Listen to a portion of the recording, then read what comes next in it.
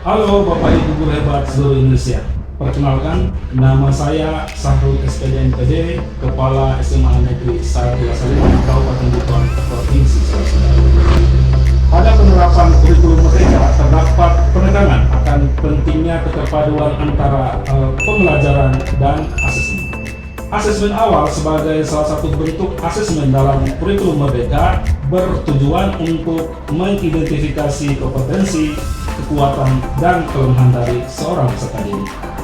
Hasil dari asesmen awal ini kemudian dapat digunakan sebagai basis data agar guru dapat mengenal karakteristik dan kemampuan peserta didik, sehingga guru dapat memilih modul ajar, teknik, dan model pembelajaran yang paling sesuai untuk peserta didik tersebut, yang pada akhirnya pembelajaran berdiferensiasi dan atau pembelajaran yang berpihak kepada peserta didik dapat terwujud.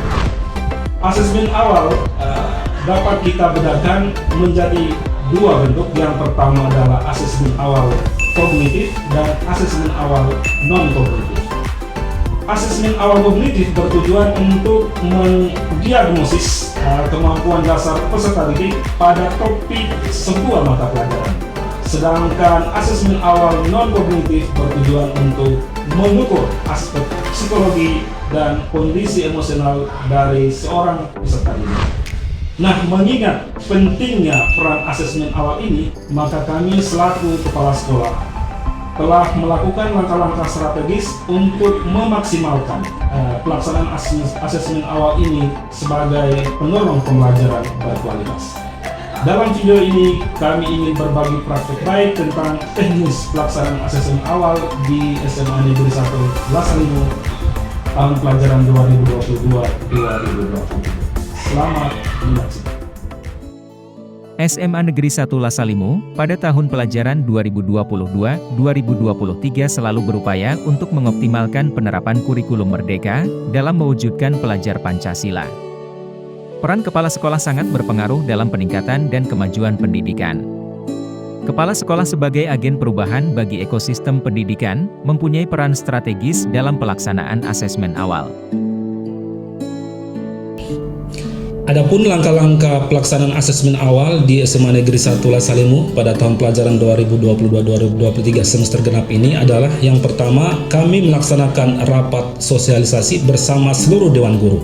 Dalam rapat itu kami membicarakan kembali pentingnya asesmen awal dan mengevaluasi pelaksanaan asesmen awal pada tahun pelajaran sebelumnya. Kemudian yang kedua adalah membentuk tim pelaksana asesmen awal ini.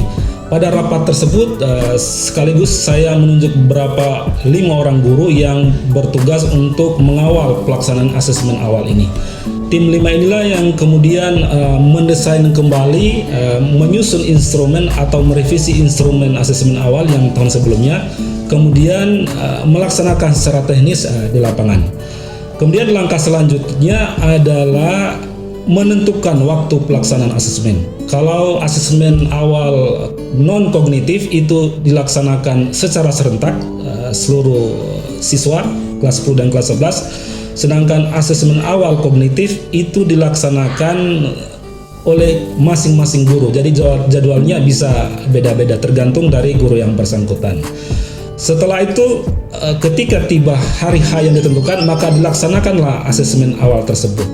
Kami melaksanakannya dalam 2 hari, kelas 10 1 hari dan kelas 11 2 hari.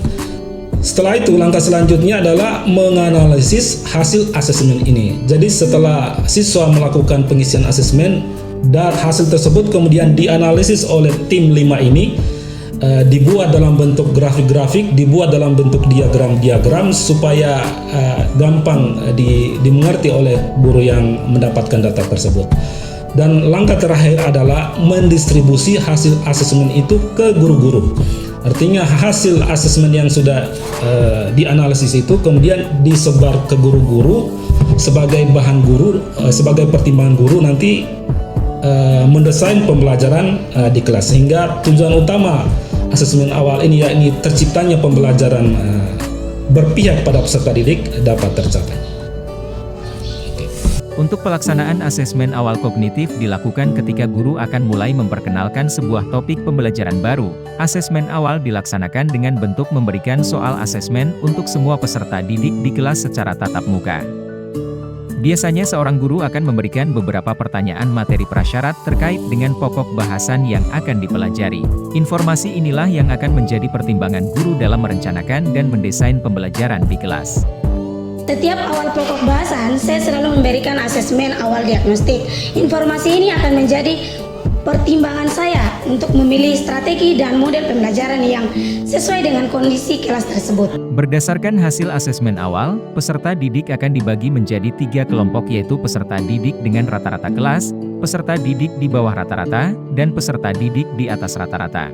Sedangkan pelaksanaan asesmen diagnostik non-kognitif semester genap di SMA Negeri 1 Lasalimu dilaksanakan untuk kelas 10 pada tanggal 14 Januari 2023 dan untuk kelas 11 pada tanggal 16 Januari 2023. Instrumen kuesioner asesmen diagnostik non-kognitif terdiri dari 30 butir soal. Pelaksanaan asesmen dilaksanakan secara online atau daring. Instrumen berbentuk Google Forms yang didesain menarik sehingga siswa tidak jenuh dalam mengisi instrumen. Pada tahun kedua ini, peserta didik sudah terbiasa mengerjakan instrumen, siswa telah paham tentang aspek yang ditanyakan.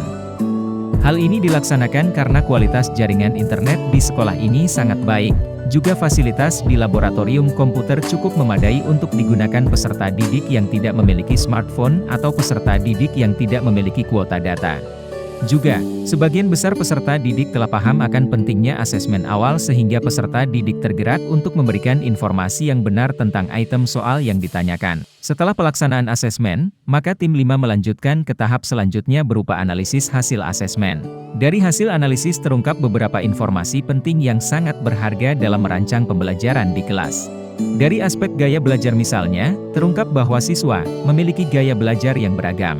Data hasil dari pelaksanaan asesmen diagnostik non-kognitif tentang gaya belajar ini, dapat membantu Bapak dan Ibu guru dalam melaksanakan pembelajaran berdiferensiasi di kelas, baik diferensiasi konten, proses maupun produknya.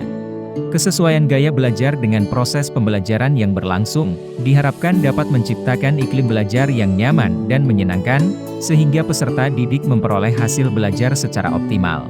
Pada kegiatan asesmen, kami sangat terbantu dengan adanya lab komputer, terutama bagi teman-teman saya yang tidak memiliki HP. Kami difasilitasi oleh sekolah atau bisa juga menggunakan komputer di sekolah. Asesmen awal sangat membantu kami mendesain proses pembelajaran yang berpihak pada peserta didik, sehingga kami dapat melakukan proses pembelajaran berdiferensiasi tersebut. Demikian video dari kami, semoga bermanfaat. Assalamualaikum warahmatullahi wabarakatuh.